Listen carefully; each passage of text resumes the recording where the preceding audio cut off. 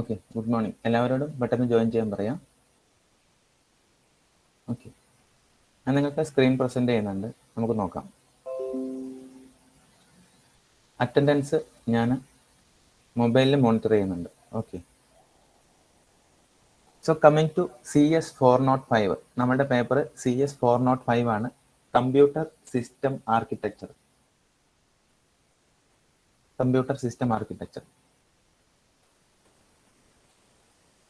Okay, just syllabus എന്താണെന്ന് പറയാം, എന്നിട്ട് നമുക്ക് ഇൻട്രൊഡക്ഷനിലേക്ക് വരാം. നോർമലി നമ്മൾ 5 മൊഡ്യൂൾസ് ആണുള്ളത്. നിങ്ങൾക്ക് 6 മൊഡ്യൂൾസ് ഉണ്ട്. S4 COI ആണ് 5 മൊഡ്യൂൾ. ഇവിടെ നമുക്ക് 6 മൊഡ്യൂൾസ് ഉണ്ട്. മൊഡ്യൂൾസിൽ നമ്മൾ ഡിസ്കസ് ചെയ്യുന്നത്, first of all we are starting with computer, different types of computer, parallel computer model, then evolution of computer architecture. Computer architecture evolution നിങ്ങൾക്ക് ഫെമിലിയർ ആണ്. Starting from first generation to നമ്മളിപ്പോൾ നിൽക്കുന്നത് 5th ജനറേഷനിലാണ്. Then after discussing about different generation, we are actually comparing their performance based on some attributes like clock per instruction, total clock cycle needed, their throughput, their MIPS, millions of instruction per second, MIPS value ഒക്കെ വെച്ചിട്ട് നമ്മൾ അതിന്റെ performance check ചെയ്യും. ആരോ request ചെയ്യുന്നുണ്ട്.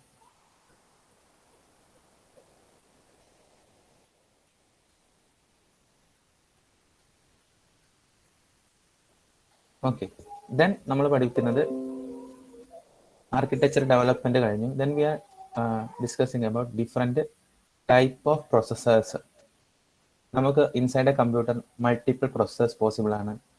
Then different single instruction multiple data stream computers, ഇതൊക്കെ നമ്മൾ എന്താണെന്നൊക്കെ പറയും. അങ്ങനെ കുറച്ച് ആർക്കിടെക്ചറൽ ഇവല്യൂഷൻസ് നമ്മൾ ഡിസ്കസ് ചെയ്യും. Second module onwards memory hierarchy regarding CISC and risk machine. നമ്മൾ S5 സിസ്റ്റം സോഫ്റ്റ്വെയർ പഠിച്ചപ്പോൾ കോംപ്ലക്സ് ഇൻസ്ട്രക്ഷൻ സെറ്റ് കമ്പ്യൂട്ടറും റെഡ്യൂസ്ഡ് ഇൻസ്ട്രക്ഷൻ സെറ്റ് കമ്പ്യൂട്ടർ എന്നൊക്കെ തിയറി പഠിച്ചിട്ടുണ്ട്. Here we are actually discussing the internal architecture of CISC and risk machine നമ്മൾ discuss ചെയ്യും. Based on their instruction length, format, അതൊക്കെ നമ്മൾ compare ചെയ്യും. Then third module different network ആണ്. കമ്പ്യൂട്ടറുമായിട്ട് connect ചെയ്യാൻ വേണ്ടി നമുക്ക് ഡിഫറെന്റ് നെറ്റ്വർക്ക്സ് വേണം. ഒമേഗ നെറ്റ്വർക്ക്, ബട്ടർഫ്ലൈ നെറ്റ്വർക്ക് എന്നൊക്കെ പറഞ്ഞിട്ട് കമ്പ്യൂട്ടറിന്റെ നമ്മൾ ഔട്ട്സൈഡിൽ കാണുന്ന നെറ്റ്വർക്ക് അല്ല, ഇൻസൈഡ് ദി കമ്പ്യൂട്ടർ എങ്ങനെയാണ് ഡിഫറെന്റ് എക്യുപ്മെന്റ്സിനെ കണക്ട് ചെയ്തിട്ടുള്ളത് എന്നുള്ളതാണ് നമ്മൾ പഠിക്കുന്നത്. Then fourth module message passing mechanism. നമുക്കറിയാം മൾട്ടിപ്പിൾ കമ്പ്യൂട്ടേഴ്സ് ഉണ്ടെങ്കിൽ അവർക്ക് 2 രീതിയിൽ കമ്മ്യൂണിക്കേറ്റ് ചെയ്യാം. First of all they are sharing A common memory, shared memory architecture. ഇതെല്ലാം നമ്മൾ പഠിക്കും കേട്ടോ. ഷെയർഡ് മെമ്മറി ആർക്കിടെക്ചറിൽ കമ്മ്യൂണിക്കേറ്റ് ചെയ്യാം. അതർവൈസ് കമ്പ്യൂട്ടേഴ്സ് കമ്മ്യൂണിക്കേറ്റ് ചെയ്യുന്നത് മെസ്സേജ് പാസ് ചെയ്തിട്ടാണ്. ദെൻ ഫോർത്ത് മൊഡ്യൂളിൽ നമ്മൾ പഠിക്കും how they are passing different messages, what are the different routing mechanism, അങ്ങനെയുള്ള കാര്യങ്ങളൊക്കെ പഠിക്കും.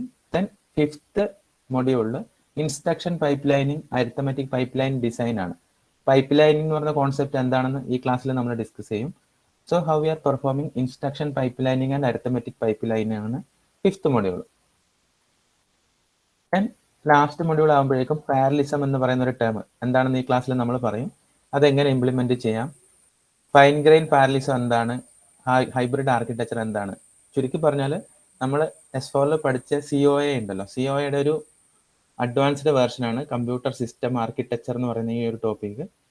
ഇത് കഴിയുമ്പോഴേക്കും, ഈ ഒരു മൊഡ്യൂൾ കഴിയുമ്പോഴേക്കും എങ്ങനെയാണ് നമ്മുടെ കമ്പ്യൂട്ടർ ഇവല്യൂഷൻ ഉണ്ടായിട്ടുള്ളത്, what are the main implementation, എന്തൊക്കെ ഫീച്ചേഴ്സ് ഉണ്ട്, അങ്ങനെ കുറച്ച് കാര്യങ്ങളാണ് നമ്മൾ പഠിക്കാം. പേപ്പറിനെ കുറിച്ച് പറയുകയാണെങ്കിൽ കുറച്ച് പ്രോബ്ലം ഉള്ള, നല്ല ഡയഗ്രാം ഉള്ള, ഈസി ആയിട്ട് മനസ്സിലാക്കാൻ പറ്റുന്ന തിയറി പ്ലസ് ഡിസൈൻ പേപ്പറാണ്. നിങ്ങൾക്ക് ബോറടിക്കാതെ വായിച്ചു പോകാൻ പറ്റുന്ന ഒരു പേപ്പറാണ്. കംപ്ലീറ്റ്ലി ഒരു ടെക്സ്റ്റിൽ തന്നെ ഡാറ്റ ഉണ്ട്. ഞാൻ ഓൾറെഡി ഈ പേപ്പർ എടുത്തതുകൊണ്ട് എനിക്കും അത്യാവശ്യം നല്ലൊരു ഐഡിയ ഉണ്ട് ഇതിൽ. ഇത് നല്ല രീതിയിൽ കോൺട്രിബ്യൂട്ട് ചെയ്യാൻ പറ്റും. അപ്പോൾ നിങ്ങളൊന്ന് ശ്രദ്ധിച്ചാൽ നിങ്ങൾക്ക് പെട്ടെന്ന് മനസ്സിലാവും. നിങ്ങൾക്ക് ഇൻട്രസ്റ്റഡ് ആയിട്ടുള്ള architecture plus some design, some problems, attributes related, pipeline related കുറച്ച് പ്രോബ്ലംസ് ഒക്കെ ഉള്ള ഒരു പേപ്പറാണ്. ഓക്കെ, നമുക്ക് സിലബസ് കഴിഞ്ഞു. ഇനി നമുക്ക് ജസ്റ്റ് 1-2 ടോപ്പിക്കിലേക്ക് പോവാം. Neha, Akhil C Paul, Baby Sreeshma, എന്താ അവസ്ഥ പേപ്പർ കാണുമ്പോൾ?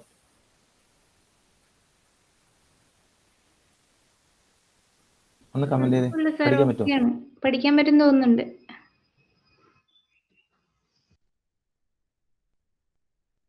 എല്ലാ ടേംസും നമുക്ക് റെസ്പോണ്ട് ചെയ്യാൻ പറ്റുന്ന രീതിയിലുള്ള ടേംസ് തന്നെയാണ്. Okay,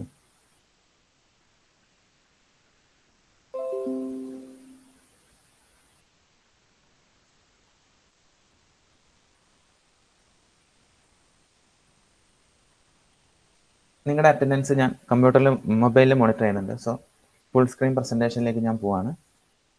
computer system architecture CS405 ആണ് നമ്മുടെ code, ഓർത്തിരിക്കും.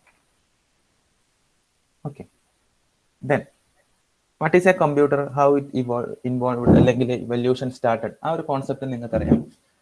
Human problem, mathematical problem identify ചെയ്തു, and they are trying to build a machine to solve all these kinds of problem. ഇതായിരുന്നു നമ്മുടെ എയിം. ഒരു മെഷീൻ ഐഡന്റിഫൈ ചെയ്യണം, it have to perform different mathematical operation.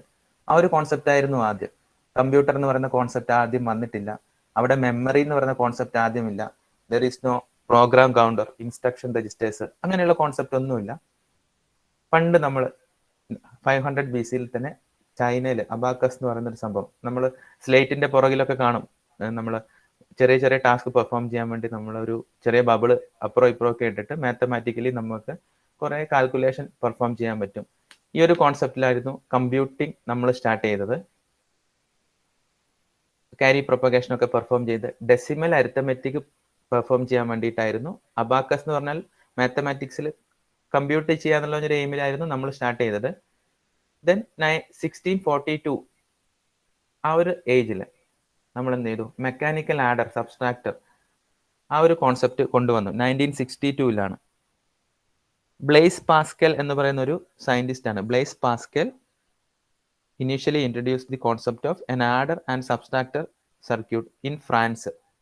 1642 ഫ്രാൻസിലാണ് Blaise Pascal എന്ന് പറയുന്ന ഒരു scientist ഒരു ആഡർ സബ്സ്ട്രാക്ടറിന്റെ കോൺസെപ്റ്റ് ഇൻട്രൊഡ്യൂസ് ചെയ്യുന്നത്.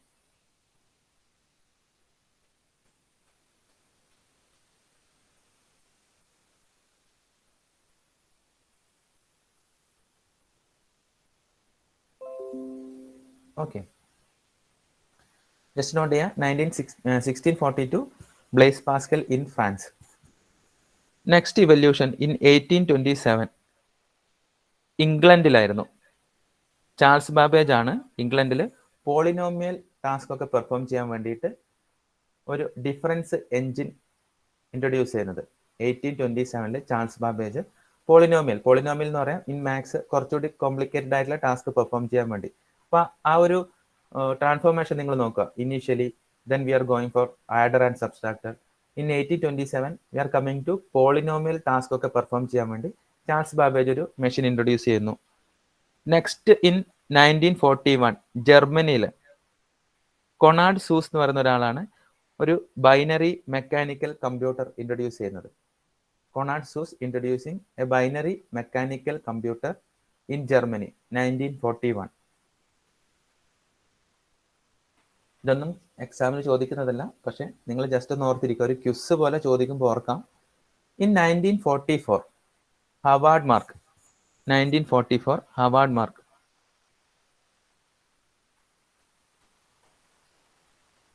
ഇൻട്രൊഡ്യൂസ്ഡ് എ കമ്പ്യൂട്ടർ എന്ന് പറയാൻ ആ കംപ്ലീറ്റ് ടേമിലേക്ക് നമുക്ക് എത്താൻ പറ്റിയിട്ടില്ല. എന്നാൽ പോലും in 1944 he introduced a machine used for general purpose computation. കുറച്ച് ടാസ്ക് പെർഫോം ചെയ്യാൻ വേണ്ടി ഇൻ 1944 ഒരു ജനറേഷൻ, പഴയ ഒരു ജനറേഷൻ മെഷീൻ, നമ്മൾ ഒരു electro mechanical decimal computer build by Harvard Mark. ഇത്രയാണ് നമ്മുടെ കമ്പ്യൂട്ടേഷന്റെ സ്റ്റാർട്ടിങ്. ദെൻ നമ്മുടെ ഫസ്റ്റ് ജനറേഷൻ, സെക്കൻഡ് ജനറേഷനിലേക്ക് നമ്മൾ വരികയായിരുന്നു. ഓക്കെ, ജസ്റ്റ് ഞാനൊന്ന് ചോദിച്ചോട്ടെ നിങ്ങളോട്.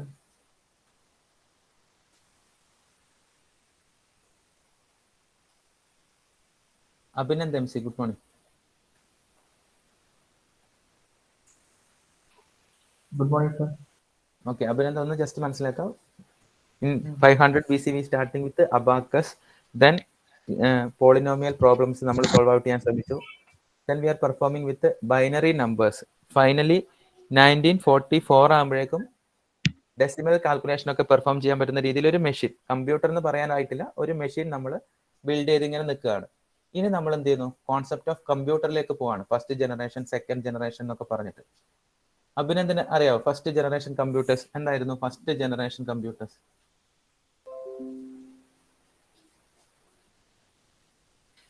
ഒന്ന് ഓർത്ത് നോക്കിയേ.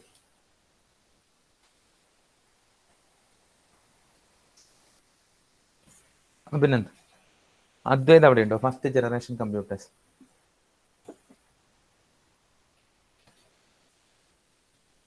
Hello sir. ഓക്കെ, അദ്വൈത് എന്ന് പറഞ്ഞേ, എന്തായിരുന്നു ഫസ്റ്റ് ജനറേഷൻ കമ്പ്യൂട്ടർ? ENIAC അങ്ങനെ എന്തായിരുന്നു? Okay okay okay. അപ്പൊ നമുക്ക് ജസ്റ്റ് ഒന്ന് നോക്കാം. സ്ലൈഡ് നോക്കുമ്പോൾ നിങ്ങൾക്ക് മനസ്സിലാവും. First generation that age was around 1945 to 54. ഒരു 10 വർഷം അവിടെ നമുക്ക് കാണാം ഫസ്റ്റ് ജനറേഷൻ്റെ. സോ കോമ്പണൻസ് എന്ന് പറയുന്നത് നമുക്കറിയാം, വലിയ first generation computers were large in size. കാരണം അതിൽ നമ്മൾ യൂസ് ചെയ്തിരുന്ന കോമ്പണൻസ് വളരെ വലുതായിരുന്നു. Okay, we are performing with 1 bit of information. ഒരു ബിറ്റ് സ്റ്റോർ ചെയ്യാൻ വേണ്ടി we are using vacuum tube പോലുള്ള ഡിവൈസസ്. ദെൻ വലിയ മെഷീൻസ് ആയിരുന്നു. അപ്പൊ ജസ്റ്റ് ഒന്ന് ഓർത്തിരിക്കുക, first generation computers were built with single central processing unit. ഒരു CPU ഉണ്ടായിരുന്നു. Then we have a program counter. Fixed point arithmetic perform ചെയ്യാൻ വേണ്ടി V have a program counter. Simple ആയിട്ടുള്ള ബ്രാഞ്ച് ഇൻസ്ട്രക്ഷൻ അങ്ങനെയുള്ള കാര്യങ്ങളൊക്കെ നമുക്ക് പെർഫോം ചെയ്യാം. ദെൻ CPU എല്ലാ ഇൻപുട്ട് ഔട്ട്പുട്ട് ഓപ്പറേഷനിലും ഇൻവോൾവഡ് ആയിട്ട് എന്ത് ചെയ്യുന്നു, ഡിഫറെന്റ് ഓപ്പറേഷൻ ചെയ്യുന്നു. CPU involved in all input and output operation. അതായത് നമുക്ക് DMA പോലുള്ള കാര്യങ്ങളൊന്നും ചെയ്യാൻ പറ്റില്ല. CPU തന്നെ പ്രസന്റ് വേണം ഇൻപുട്ട് ഔട്ട്പുട്ട് ഓപ്പറേഷൻ ചെയ്യാൻ വേണ്ടിയിട്ട്. അതായിരുന്നു first generation computers. And we have some example like ENIAC, electronic numerical integrator and calculator. ENIAC machine എന്ന് പറയുമ്പോൾ എവിടെയെങ്കിലും എക്സ്പാൻഷൻ ചോദിച്ചാൽ ഓർത്തിരിക്കുക, electronic numerical integrator and calculator. First generation മെഷീന് ഒരു എക്സാമ്പിൾ ആണ്. Then IBM 701 series first generation.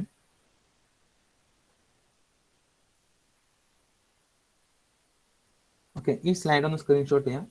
നിങ്ങൾ നോളജിലേക്ക് ഇതൊന്ന് വായിച്ചു നോക്കുക. സിലബസിൽ നിങ്ങൾക്ക് എക്സാം പോയിന്റ് ഓഫ് വ്യൂവിലൊന്നും ഇത് അത്ര ഇമ്പോർട്ടൻ്റ് അല്ല. മസ്ന, ജസ്ന, ഷെറിൻ, കാർത്തിക് കേൾക്കുന്നില്ലേ? Okay, then coming to second generation. സ്പീഡിൽ പറഞ്ഞു പോവാം. കുറച്ചുകൂടി നമ്മൾ ഇൻവോൾവഡ് ആയി. We have some index registers, we have some floating point arithmetic. Means initially first generation arithmetic മാത്രമായിരുന്നു നമ്മൾ പെർഫോം ചെയ്തത്. Coming to second generation, here we have some index registers, floating point arithmetic, we have different memory. Then using high level programming language like Fortran and Algol, COBOL, ഇതൊക്കെ ഉപയോഗിച്ചിട്ട് നമുക്ക് ഈ മെഷീനിൽ work ചെയ്യാൻ പറ്റും. ഇപ്പൊ നിങ്ങൾ ജസ്റ്റ് അതൊന്ന് എഴുതാം. In second generation support high-level languages such as Fortran, Algol, and COBOL. Here we introduced some compilers, subroutine libraries, then some register transfer instructions, subroutines, libraries, and we have some register transfer instruction in the case of second generation. And we have some example IBM 7090, IBM 7090, CDC 1604. ഒന്ന് screenshot ചെയ്യാം slide.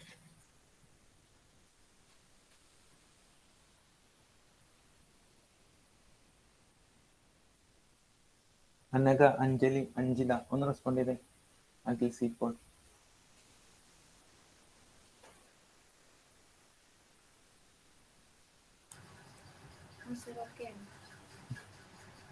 Then coming to third generation, year from 1965 to 74.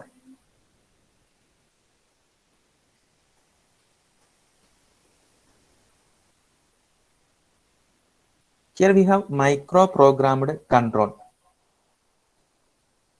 We have pipelining and cache memories.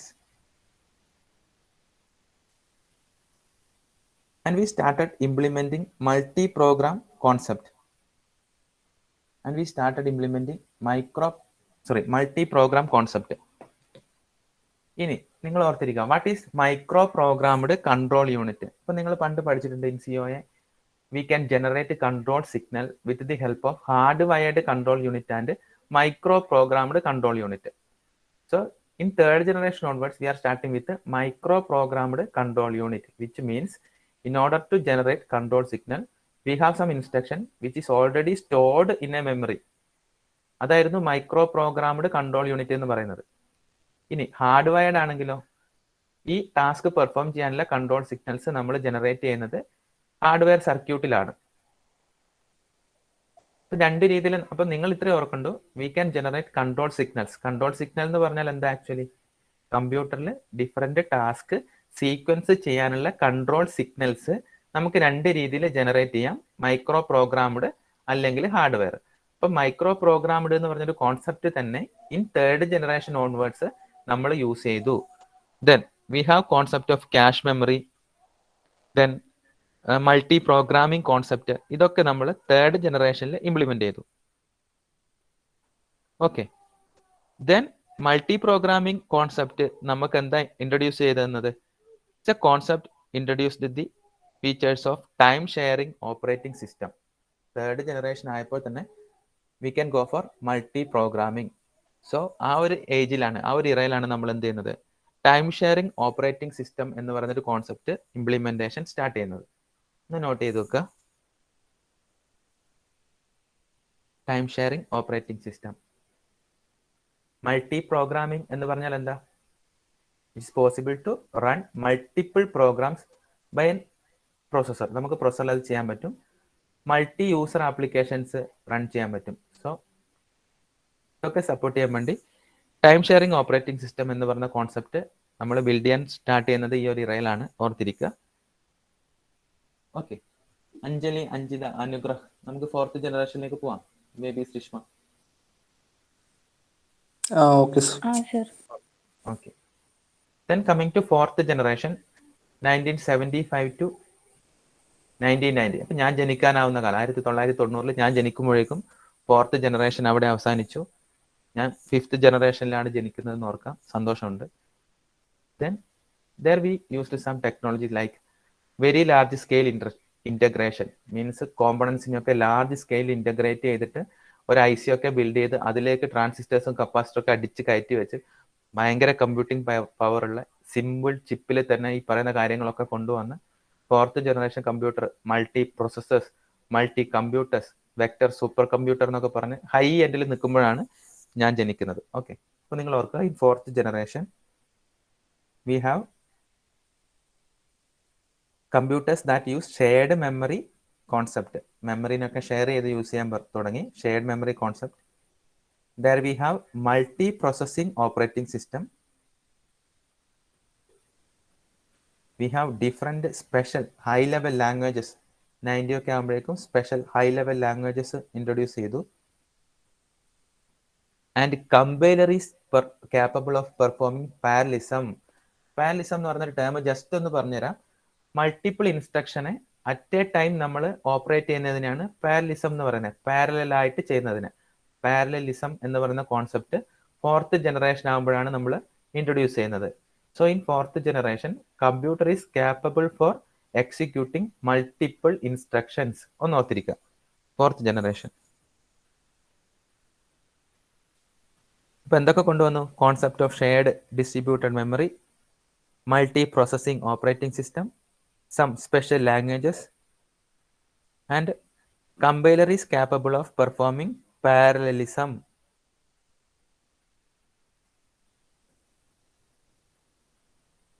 Okay, and also we have some example like VAX machine, VAX 9000, VAX machine, Cray XMP. ഇതൊക്കെ എന്താണെന്ന് just നിങ്ങൾ മുന്നോട്ട് പോകുമ്പോൾ ഒന്നുകൂടി പഠിക്കും കേട്ടോ, എന്തായിരുന്നു ഈ സംഭവങ്ങൾ എന്നൊക്കെ. വാക്സ് മെഷീൻ, ക്രേ മെഷീൻ, ഇതൊക്കെ ആർക്കിടെക്ചറിന്റെ ബേസിൽ കോമ്പണൻസ് ഇന്റഗ്രേറ്റ് ചെയ്ത് വരുമ്പം ഓരോ ജനറേഷൻ ഉണ്ടാകുന്നത് എങ്ങനെയാണെന്ന് അറിയാമോ? ഫസ്റ്റ് ഒന്നും ഉണ്ടാവില്ല, അതിൽ പ്രോഗ്രാം കൗണ്ടർ മെമ്മറി ഉണ്ടാവുള്ളൂ. കുറച്ചുകൂടി കഴിയുമ്പം സം ഇൻട്രൊഡക്ഷൻ ഓഫ് രജിസ്റ്റേഴ്സ് വന്നു. കുറച്ച് കഴിയുമ്പം വീണ്ടും മൾട്ടിപ്പിൾ പ്രൊസസ്സേഴ്സ് വരാൻ പറ്റും. ഷെയർഡ് മെമ്മറി കോൺസെപ്റ്റ്, ക്യാഷ് വന്നു. ഇങ്ങനെയൊക്കെ ഓരോ ഫീച്ചേഴ്സ് അതിലേക്ക് വരുമ്പോഴാണ് ജനറേഷൻ മാറുന്നതും നമ്മുടെ കമ്പ്യൂട്ടർ സൈസ് കുറഞ്ഞു വരും, പക്ഷെ അതിന്റെ കമ്പ്യൂട്ടിംഗ് പവർ ഒക്കെ കൂടി വരും. ഈ ഒരു ചേഞ്ച് ഒക്കെ നിങ്ങൾക്ക് മനസ്സിലാവും കുറച്ച് നമ്മൾ സിലബസ് മുന്നോട്ട് പോകുമ്പോൾ. So in 4th generation max മെഷീനും ക്രേ മെഷീനും ഒക്കെ വന്നു, കുറെ കേപ്പബിലിറ്റീസ് ഉള്ള മെഷീൻസ് ആണ്. ദെൻ നിങ്ങളുടെ ജനറേഷൻ ആയപ്പോഴേക്കും 5th ജനറേഷൻ ആയപ്പോഴേക്കും 1991 ഓൺവേർഡ്സ് ആകുമ്പോഴേക്കും advanced very large scale integration, scalable architecture. Scalable എന്ന് പറഞ്ഞാൽ എന്താ? നമുക്ക് എക്സ്റ്റെൻഡ് ചെയ്ത് യൂസ് ചെയ്യാൻ പറ്റുന്ന architecture. Super scalar processors. Super scalar എന്ന് പറയുമ്പോൾ നിങ്ങൾക്ക് മനസ്സിലാവും, മൾട്ടിപ്പിൾ ഇൻസ്ട്രക്ഷന് ഒരു ടൈമിൽ, മൾട്ടിപ്പിൾ പ്രൊസസർ അല്ല. സൂപ്പർ സ്കേലാർ എന്ന് പറയുമ്പോൾ വളരെ കമ്പ്യൂട്ടിംഗ് പവറുള്ള മെഷീൻസ് ആണ്. നമ്മൾ ഡീറ്റെയിൽ ആയിട്ട് പഠിക്കും. ഹൈ പവറുള്ള മെഷീൻസ് നമ്മൾ ആർട്ടിഫിഷ്യൽ ഇന്റലിജൻസ് ഒക്കെ വന്ന കോൺസെപ്റ്റിൽ in 5th generation advanced machines നമ്മുടെ കയ്യിലുണ്ട്. It is capable of performing massive parallel processing. വെറും പാരലൽ പ്രോസസ്സിംഗ് അല്ല, മാസീവായിട്ട് ബൾക്ക് ഡാറ്റനെ എടുത്ത് പാരലൽ പ്രോസസ് ചെയ്യാൻ പറ്റും. കാരണം അവരുടെ റാം, ക്യാഷ്, സെക്കൻഡറി സ്റ്റോറേജ്, അവർ യൂസ് ചെയ്യുന്ന പ്രോസസ്സർ, ഇതൊക്കെ ഹൈ എൻഡ് പ്രോസസ്സേഴ്സ് ആണ്. So they are capable of performing with bulk amount of data, bulk information output തരുന്ന വലിയ മെഷീൻസ് ആണ് എന്ത്? 5th generation machines. ഓക്കെ, എന്തൊക്കെ പോയിന്റ്സ് എഴുതാൻ പറ്റും? റിസർച്ച് പർപ്പസിന് വേണ്ടിയിട്ട് നമ്മൾ യൂസ് ചെയ്യുന്ന മെഷീൻസ് ആണ്. വലിയ വലിയ കോർപ്പറേറ്റ് കമ്പനീസ് ഒക്കെ യൂസ് ചെയ്യുന്ന മെഷീൻസ് ആണ്.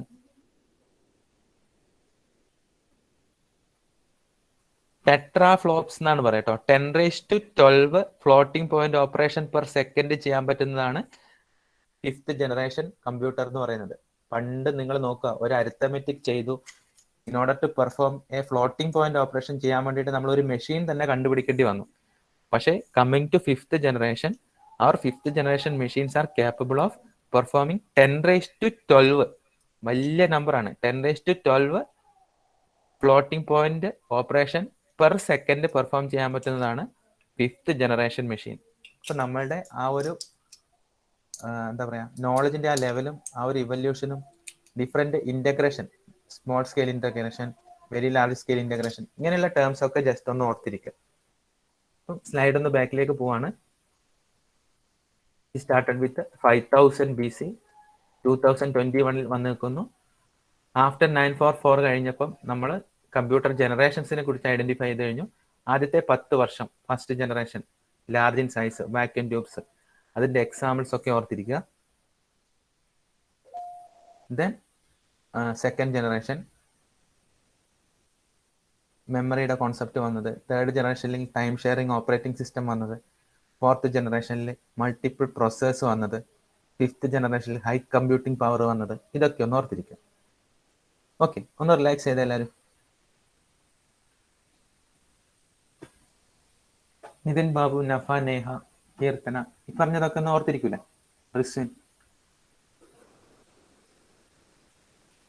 പ്രസാന, Nihala,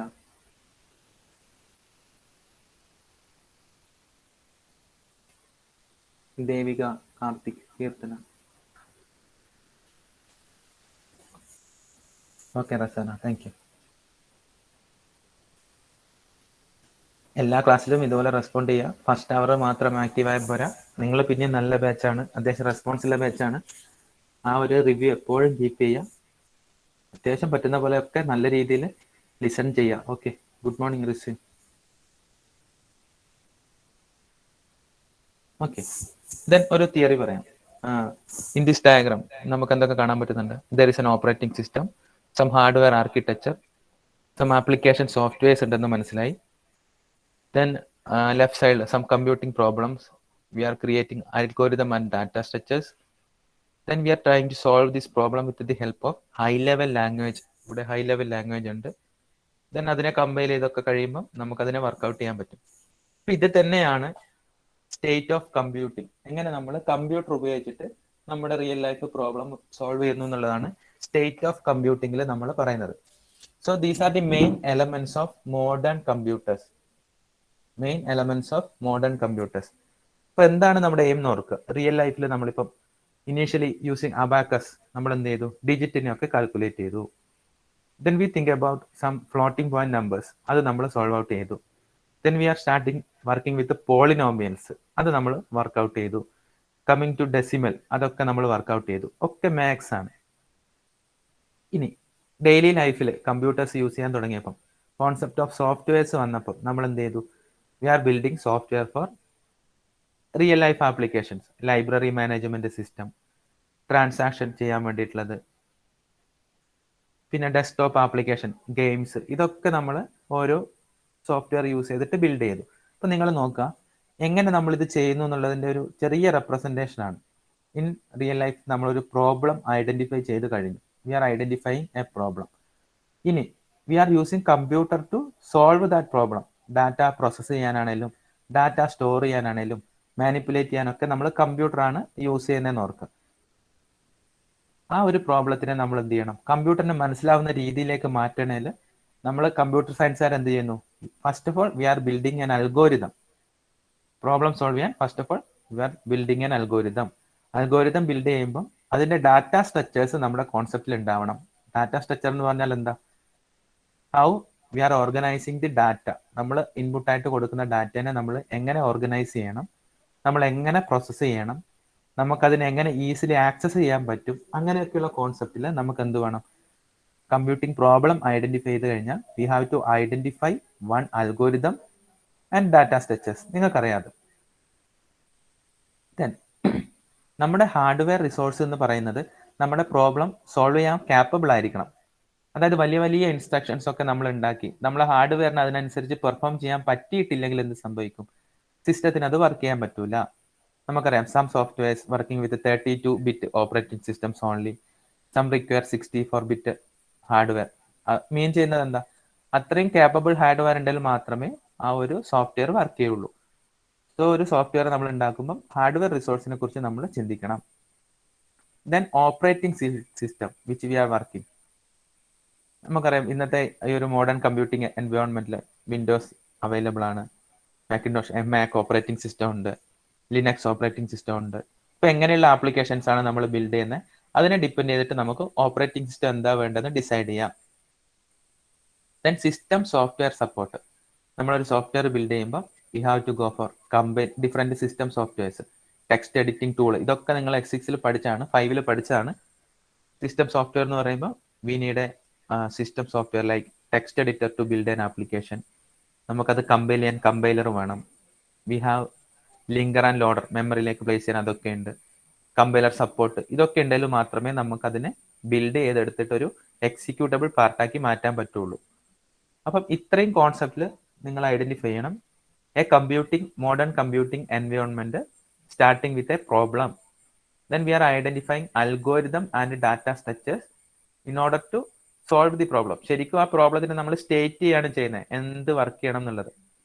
then using A high level language compile ചെയ്ത് ലോഡ് ചെയ്ത് നമ്മൾ ത്രൂ ആപ്ലിക്കേഷൻ സോഫ്റ്റ്വെയർ എങ്ങോട്ട് കൊടുക്കുന്നു, കമ്പ്യൂട്ടറിലേക്ക് കൊടുക്കുന്നു. ദെൻ നമ്മൾ ഔട്ടർ സർക്കിളിലെത്തി അവർ ഓപ്പറേറ്റിംഗ് സിസ്റ്റം അതിനെ വർക്ക്ഔട്ട് ചെയ്യുന്നു with the support of hardware architecture.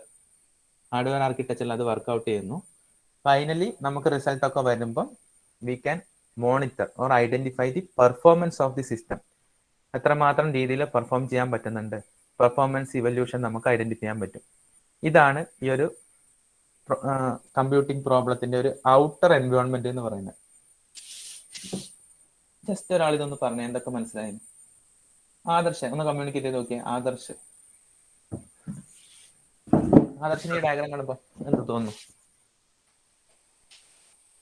Diagram കണ്ടിട്ട് നടുക്കൊരു ജിലേബി ഉണ്ട്, സൈഡിൽ കുറച്ച് ബോക്സ് ഉണ്ട്, അതെന്തൊക്കെയാണ്? അത് എലമെന്റ്സ് അല്ലേ മോഡേൺ കമ്പ്യൂട്ടേഴ്സിന്റെ? Yes yes yes.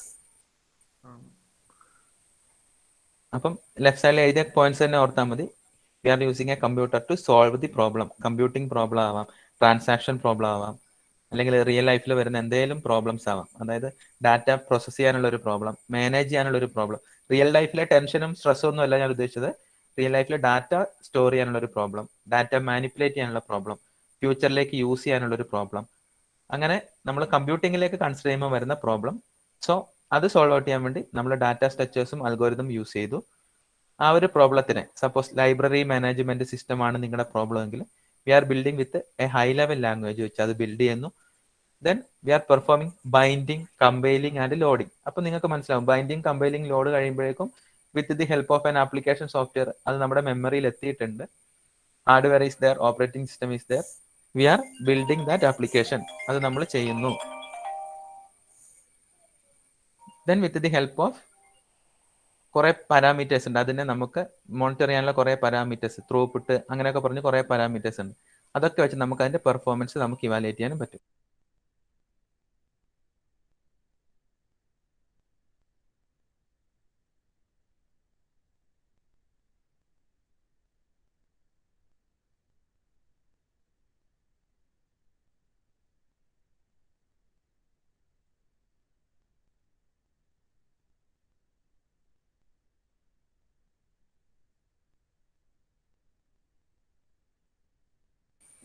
ഓക്കെ, ഒരു കോൾ വന്നതാണ്. അപ്പം ആദർശ് അത് മനസ്സിലായോ? ആദർശ് സാറേ മനസ്സിലായി. Okay, thank you. ഓക്കെ, അത് അഞ്ജലി, അഞ്ജിത, ഈ ഒരു കോൺസെപ്റ്റ് ഓർത്തിരിക്കുക. നെക്സ്റ്റ് സ്ലൈഡിൽ ഒരു ഡിസ്ക്രിപ്ഷൻ ഉണ്ട്, നിങ്ങൾ നോക്കുക. ഇൻ ബിറ്റ്വീൻ ഒരു കോൾ വന്നതാണ്. Computing problem, we are facing a numerical computing problem ആവാം, അല്ലെങ്കിൽ ട്രാൻസാക്ഷൻ പ്രോസസ്സിങ്, നമ്മൾ പറഞ്ഞതുപോലെ ലാർജ് ഡാറ്റാബേസ് ഇൻവോൾവ്ഡ് ആയിട്ടുള്ള ഇൻഫോർമേഷൻ റിട്രീവൽ ഓപ്പറേഷൻ ആവാം. ട്രാൻസാക്ഷൻ എന്ന് പറഞ്ഞാൽ എന്താ? ഒരു ഫ്ലിപ്കാർട്ട് നിങ്ങൾ ഓർക്കുക, അതെന്താണ്? ശരിക്കും ട്രാൻസാക്ഷൻ ആണ്. ഓൺലൈൻ മാർക്കറ്റിംഗ് ചെയ്യാൻ വേണ്ടിയുള്ള ഒരു ട്രാൻസാക്ഷൻ ബേസ്ഡ് പ്രോബ്ലം ആയിരിക്കും നമ്മൾ ഫേസ് ചെയ്യുന്നത്. അല്ലെങ്കിൽ ലോജിക്കൽ റീസണിങ്, ആർട്ടിഫിഷ്യൽ ഇന്റലിജൻസ് ഒക്കെ വരുന്നത്. എക്സാമ്പിൾ പറയുകയാണെങ്കിൽ ഒരു വലിയ ഒരു ബൾക്ക് എമൗണ്ട് ഓഫ് ഡാറ്റ നമ്മുടെ കയ്യിലുണ്ട്, അതിൽ നിന്ന് എന്തെങ്കിലും മൈൻ ചെയ്തെടുക്കാം. ഫിക്സഡ് ആയിട്ടുള്ള കുറച്ച് ഇൻഫർമേഷൻ മാത്രം നമ്മൾ മൈൻ ചെയ്തെടുക്കാം. അങ്ങനെയൊക്കെ ഇന്റലിജൻസ് യൂസ് ചെയ്യുന്ന പ്രോബ്ലം ആവാം കമ്പ്യൂട്ടിംഗ് പ്രോബ്ലം എന്ന് പറയുന്നത്. എന്ത് പ്രോബ്ലം ആയിക്കോട്ടെ, നമ്മളത് ആ ഡൊമൈൻ എന്താണെന്ന് ഐഡന്റിഫൈ ചെയ്യുന്നു. Then in order to solve that problem we have to state that problem. അത് നമ്മൾ സ്റ്റേറ്റ് ചെയ്യണം. എന്താണ് അതിന്റെ ഇൻപുട്ട്, പ്രോബബിൾ ഔട്ട്പുട്ട് എന്തായിരിക്കും, ഡിഫറെന്റ് സ്റ്റേജസ്, ഏത് സ്റ്റേജസിലൂടെയാണ് നമ്മൾ അതിനെ വർക്ക്ഔട്ട് ചെയ്യാൻ പോകുന്നത്. So we are building an algorithm and നമുക്ക് അതിന്റെ ഡാറ്റ സ്ട്രക്ചർ കോൺസെപ്റ്റ് ഉണ്ടാവണം. അപ്പൊ എന്ത് ചെയ്യുന്നു, എന്തൊക്കെ കമ്പ്യൂട്ടേഷൻ ആണ് അതിലുള്ളത്, എന്തൊക്കെ കമ്പ്യൂട്ടിംഗ് ആണ് അതിൽ ഇൻവോൾവ്ഡ് ആയിട്ടുള്ളത് എന്ന് മനസ്സിലാക്കിയിട്ട് നമ്മൾ അൽഗോരിതവും ഡാറ്റ സ്ട്രക്ചേഴ്സും ഐഡന്റിഫൈ ചെയ്യുന്നു. ഇനി we should be familiar with hardware resources. ഇത് വർക്ക്ഔട്ട് ചെയ്യാൻ വേണ്ടി നമുക്ക് എന്തൊക്കെ ഇൻപുട്ട് ഔട്ട്പുട്ട് ഡിവൈസസ് വേണം? ഫയൽ സെർവർ വേണോ, ഒപ്റ്റിക്കൽ പേജ് സ്കാനേഴ്സ് വേണോ, വർക്ക് സ്റ്റേഷൻ വേണോ, ടെർമിനൽസ് വേണോ, മോഡം വേണോ, വോയിസ് ഡാറ്റ എൻട്രി പോസിബിൾ ആണോ, പ്രിന്റേഴ്സ് വേണോ? ഇങ്ങനെ എന്തൊക്കെ ഹാർഡ്വെയർ ഇന്റർഫേസസ് വേണം ഈ ഒരു പ്രോബ്ലം സോൾവ് ഔട്ട് ചെയ്യാൻ? ഒരു എക്സാമ്പിൾ പറയുകയാണെങ്കിൽ നമ്മുടെ ആഫ്റ്റർ വാല്യുവേഷൻ നമ്മൾ ഡാറ്റ എൻട്രി ചെയ്യാൻ വേണ്ടി നമുക്ക് എന്ത് വേണം? ഒരു OMR കോഡ് റീഡ് ചെയ്യുന്ന റീഡർ വേണം, OMR റീഡർ വേണം. ഇനി എനിക്ക് ക്വസ്റ്റ്യൻ പേപ്പറും സ്കീമും പ്രിന്റ് ഔട്ട് എടുക്കാൻ വേണ്ടിയിട്ട് ആ സോഫ്റ്റ്വെയറിന് എന്ത് വേണം? ഒരു പ്രിന്റർ വേണം. എൻ്റെ സ്ക്രിപ്റ്റ് സ്കാൻ ചെയ്യാൻ സ്കാനർ വേണം. അപ്പോൾ എൻ്റെ പ്രോബ്ലം സ്റ്റേറ്റ് ചെയ്തു, എൻ്റെ ആപ്ലിക്കേഷൻ വർക്ക്ഔട്ട് ആവണേൽ എന്തൊക്കെ ഡിവൈസസ് വേണം എന്നുള്ള കോൺസെപ്റ്റ് കംപ്ലീറ്റ് നമ്മുടെ കയ്യിൽ വേണം. ഹാർഡ്വെയർ റിസോഴ്സ് നമുക്ക് ഫെമിലർ ആയിരിക്കണം. Coming to operating system, task allocate ചെയ്യാനും ഡി അലോക്കേറ്റ് ചെയ്യുന്നതും ഒക്കെ ഓപ്പറേറ്റിംഗ് സിസ്റ്റം ആണെന്ന് അറിയാം. ആക്ച്വലി അവർ operating system is managing file management, disk management, process management എല്ലാം മാനേജ് ചെയ്യുന്ന ആ ഇന്റർഫേസ് ആക്ച്വലി സോഫ്റ്റ്വെയർ ആണ്. അപ്പോൾ ഹൈ പവർ ഉള്ള ഹൈ വർക്കിംഗ് എൻവയോൺമെന്റ് നമുക്ക് തരുന്ന ഒരു ഇന്റർഫേസ് ഒക്കെ തരുന്ന ഓപ്പറേറ്റിംഗ് സിസ്റ്റം നമ്മൾ ഐഡന്റിഫൈ ചെയ്യണം. ദെൻ മാപ്പിംഗ്, ഈ ഒരു പ്രോബ്ലത്തിനെ നമ്മളെ കമ്പ്യൂട്ടറുമായിട്ട് മാപ്പ് ചെയ്യാനുള്ള അൽഗോരിതവും ഡാറ്റ സ്ട്രക്ചറും വേണം. അതായത് വർക്ക് ചെയ്യാൻ പറ്റുന്ന രീതിയിൽ വേണം നമ്മൾ ഈ ഒരു പ്രോബ്ലത്തിനെ കമ്പ്യൂട്ടറിന് മനസ്സിലാവുന്ന രീതിയിലേക്ക് മാപ്പ് ചെയ്യാൻ വേണ്ടിയിട്ട്.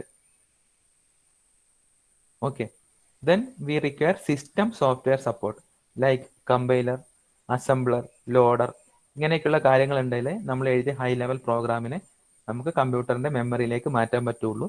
So in that environment compiler ഉണ്ട്, അസംബ്ലർ ഉണ്ട്, ലോഡർ ഉണ്ട്. എല്ലാം നിങ്ങൾക്കറിയാം. Compiler means translating a program written in high level language into machine object code, മെഷീന് മനസ്സിലാവുന്ന രീതിയിലേക്ക് മാറ്റുന്നു. അസംബ്ലർ എന്ത് ചെയ്യുന്നു?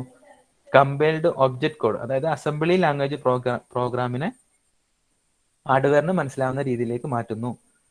ഇങ്ങനെയൊക്കെ ഐഡന്റിഫൈ ചെയ്ത പ്രോഗ്രാമിനെ മെമ്മറിയിലേക്ക് ലോഡ് ചെയ്യുന്ന ടാസ്ക് ആണ് ലോഡർ ചെയ്യുന്നത്. ലോഡറിന്റെ അൽഗോരിതം ഒക്കെ നമ്മൾ പഠിച്ചതാണ്. മെമ്മറിയിലേക്ക് പ്ലേസ് ചെയ്യാൻ വേണ്ടി വി ഹാവ് ലോഡർ. അപ്പം ഇതാണ് റിഗാർഡിങ് എ കമ്പ്യൂട്ടിംഗ് മോഡേൺ കമ്പ്യൂട്ടിങ്ങിന്റെ ഡിഫറെന്റ് എലമെന്റ്സ് അല്ലെങ്കിൽ ഒരു എൻവയോൺമെന്റ് എന്ന് പറയുന്നത്. ഒന്ന് റെസ്പോണ്ട് ചെയ്ത് ആരെങ്കിലും. ദേവിക, ബേബി സുഷ്മ, നഫ. സിമ്പിൾ അല്ലേ കാര്യങ്ങൾ? Okay sir. Okay okay, next ഒരു സ്ലൈഡ് ഒന്ന് ഇൻട്രൊഡക്ഷൻ പറഞ്ഞിട്ട് ഞാൻ വൈൻഡ് അപ്പ് ചെയ്യാം.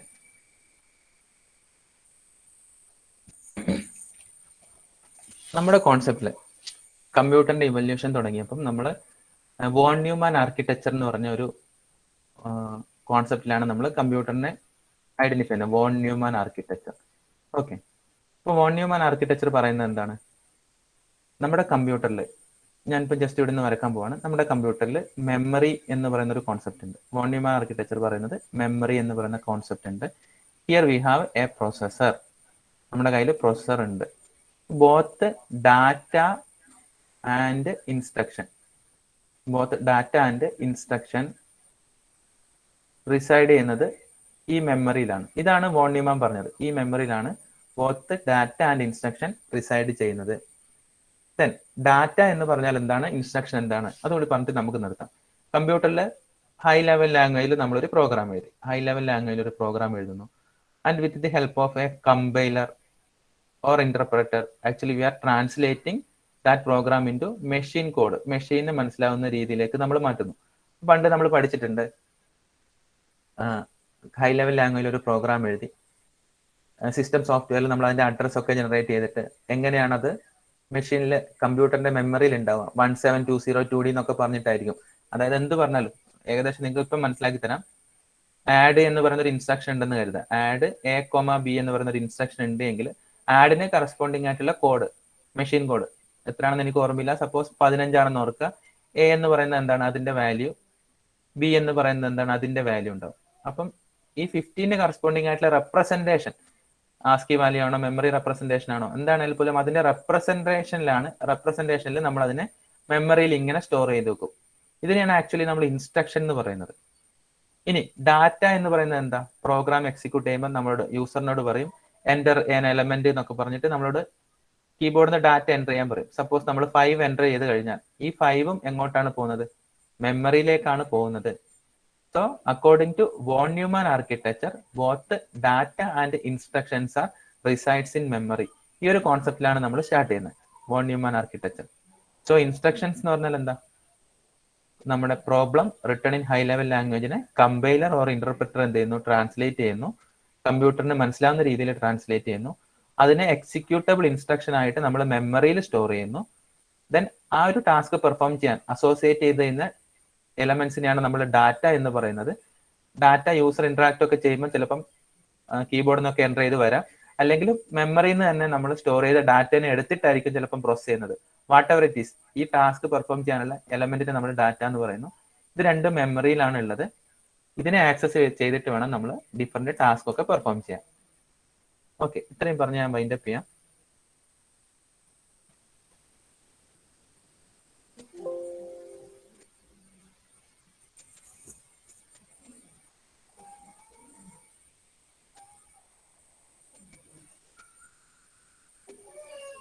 ഓക്കെ, നമുക്ക് സ്റ്റോപ്പ് ചെയ്യാം. എന്താണ് കമന്റ്സ്, മനസ്സിലാവുന്നുണ്ടോ? ഞാൻ അറ്റൻഡൻസ് സ്ക്രീൻഷോട്ട് ആയിട്ട് നിങ്ങൾ ലീവ് ചെയ്താൽ മതി.